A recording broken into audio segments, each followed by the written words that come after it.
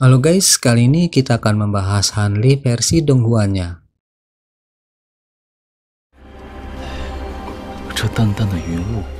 Hanli akhirnya tiba di bagian atas sekte awan melayang di mana para kultivator gelandangan yang mau mendaftar ke sekte berkumpul. Dia bisa merasakan adanya formasi ilusi di tempat itu, yang tentunya nggak berlaku bagi Hanli. Dua murid sekte awan melayang yang bertugas menyeleksi para kultivator yang mendaftar tahun ini diam-diam mengamati mereka yang mendaftar. Mereka mengeluhkan jumlah pendaftar yang lebih sedikit dibandingkan tahun lalu. Selain itu nggak ada satupun dari mereka yang benar-benar memenuhi syarat. Mereka menduga mungkin itu karena sekte mereka nggak pernah menang dalam kompetisi uji coba pedang. Kalau nggak sekte gerbang pedang kuno yang menang, ya sekte 100 kerajinan. Bahkan jika ada bibit yang bagus, mereka pasti memilih mendaftar ke dua sekte utama. Seorang dari mereka yang bernama Feng akhirnya membuka formasi ilusi, membuat para pendaftar bisa melihat mereka. Dia minta kepada para pendaftar yang memiliki akar roh ganda, 3 akar spiritual atau akar spiritual khusus, untuk mengikuti rekannya, dan mereka yang memiliki kultivasi pemurnian ki di lapisan ke-10 atau lebih tinggi mengikutinya. Sisanya tunggu di situ, seseorang akan datang untuk membawa mereka ke persidangan nanti. Hanli yang menyamar sebagai kultivator pemurnian ki lapisan ke-10 pun mengikuti kultivator Feng. Sedangkan orang tua yang berjalan bersamanya dan beberapa orang lainnya tetap tinggal di tempat mereka awalnya berdiri. Hanli mendengar beberapa orang membicarakan orang tua yang berjalan bersamanya. Rupanya orang tua itu udah berkali-kali mendaftar dan selalu gagal. Itu membuat Hanli jadi ingat dengan dirinya dulu. Untuk kultivator gelandangan yang miskin dan gak berbakat mencapai lapisan ke-10 pemurnian ki, memang benar-benar sama sulitnya dengan naik ke surga. Tiba-tiba, dia merasakan aura dingin yang aneh dan suram dari seorang pria di dekatnya. Dan itu disembunyikan dengan sangat baik. Entah orang itu mengolah teknik apa. Kecuali jika indera spiritual seseorang mencapai tingkat tertentu, hampir tidak mungkin untuk mendeteksinya. Hanli memiliki firasat buruk tentang orang itu. Sama saat Hanli memikirkan itu, kultivator Feng mulai mengaktifkan alat sihir terbangnya dan bersiap untuk berangkat. Tapi saat itu seorang murid wanita sekte awan melayang menghentikan mereka. Dia adalah Mu Peiling, junior dari kultivator Feng. Mu Peiling bertanya apakah ada di antara mereka yang mengerti tentang tanaman spiritual. Taman herbalnya membutuhkan orang. Hanli pun mengangkat tangannya dan ikut dengan Mu Peiling.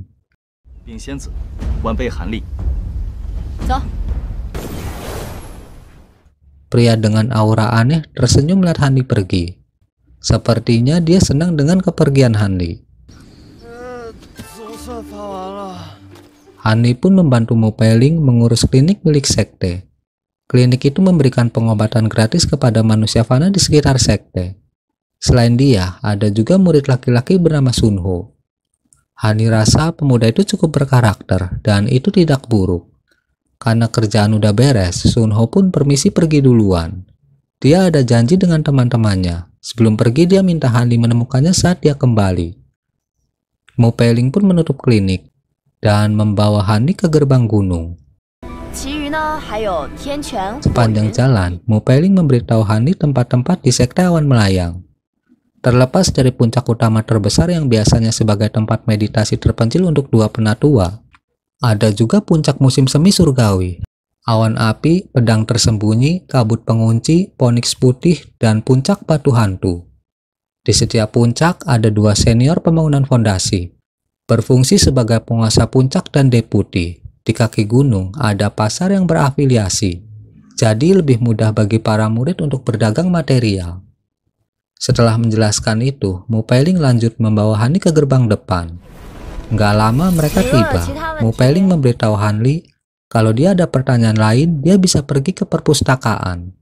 Tanpa Mu Peiling sadari, penatua Feng ada di belakangnya. Saat menyadari itu, dia dan Hanli pun segera memberi hormat kepadanya. Penatua Feng minta Mu Peiling gak usah bersikap terlalu formal, lalu dia bertanya tentang Hanli. Apakah dia murid baru yang belum terdaftar? Mu Peiling mengiyakan itu. Dia baru aja mau membawa Hanli menghadap ketua sekte. Penatua Feng pun bilang kalau dia baru aja dari ruang dewan. Mereka terlambat, jadi dia akan memeriksa Hanli. Mengetahui Hani berada di tahap pemulihan ki lapisan ke-10 di usia muda, dia pikir itu cukup bagus.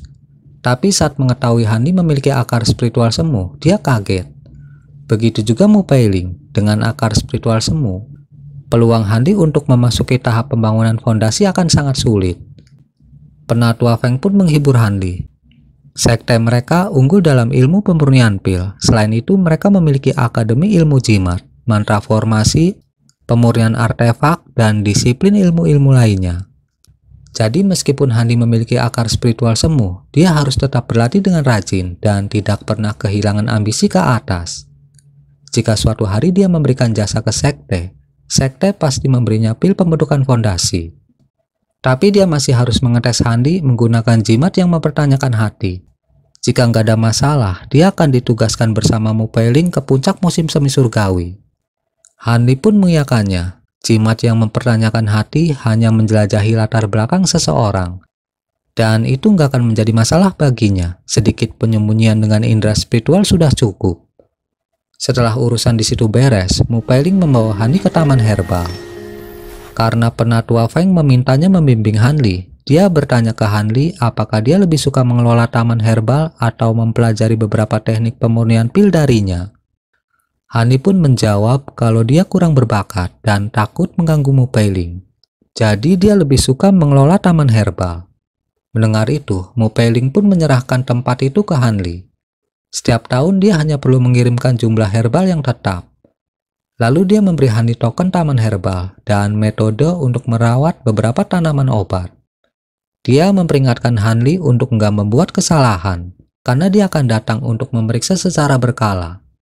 Hani mengerti dan menanyakan apakah ada instruksi lain untuknya. Setelah berpikir sejenak, Mu Peiling memberi Hani kitab teknik es yang mendalam. Sangat mudah untuk menerobos kemacetan saat mengolahnya. Kalau Hani memiliki masalah dengan kultivasi, dia bisa menemukannya. Dia juga berpesan, jika ada orang yang mencarinya, bilang aja dia sedang dalam pengasingan. Jangan biarkan siapapun masuk, terutama rekan Feng. Setelah mengatakan itu, Mu Peiling pun pergi. Hani pikir sekte awan melayang ini sangat baik. Selain menerima murid tanpa mempedulikan latar belakang mereka, sekte juga memberikan perawatan gratis kepada manusia. Hanli akhirnya memiliki tempat menetap, dan dia memutuskan untuk beristirahat malam itu. Dia akan mengurus urusan lainnya besok. Malam pun berganti pagi. Seperti biasa, para murid berlatih dengan giat di bawah bimbingan master mereka sesuai dengan disiplin ilmu mereka masing-masing. Hanli juga udah bangun. Dia pikir sekte awan melayang ini cukup menarik. Saat sekte lain memberi murid baru mereka alat atau teknik sihir, mereka memberinya kuali. Setelah sekian lama menjadi kultivator gelandangan, berada di sekte lagi membuat Hani merasakan perasaan yang udah lama nggak dia rasakan. Namun untuk berkultivasi, dia rasa masih perlu secara diam-diam mendirikan tempat gua lain. Dia menemukan tempat yang cukup bagus. Hanya perlu lebih banyak penyempurnaan. Setelah merapikan tempat itu, dia memasang formasi. Dengan begitu, dia nggak perlu khawatir kultivator tingkat tinggi menemukannya. Binatang jiwa menangis udah lama tertidur sejak kembali dari ranah yin. Apakah dia melahap esensi jiwa binatang buasin dalam jumlah besar dan maju ke tahap berikutnya lagi, Hani nggak tahu pasti. Sekarang dia udah punya tempat tinggal gua. Sedikit-sedikit dia akan merapikannya nanti. Selanjutnya dia perlu menerobos ke tahap jiwa baru lahir. Masih banyak yang harus dilakukan. Pertama, dia harus memaksa keluar kekuatan roh angin yang tersisa di tubuhnya. Hani mencapai hasil yang cukup bagus. Dia berhasil menguncinya. Sisanya hanya masalah waktu.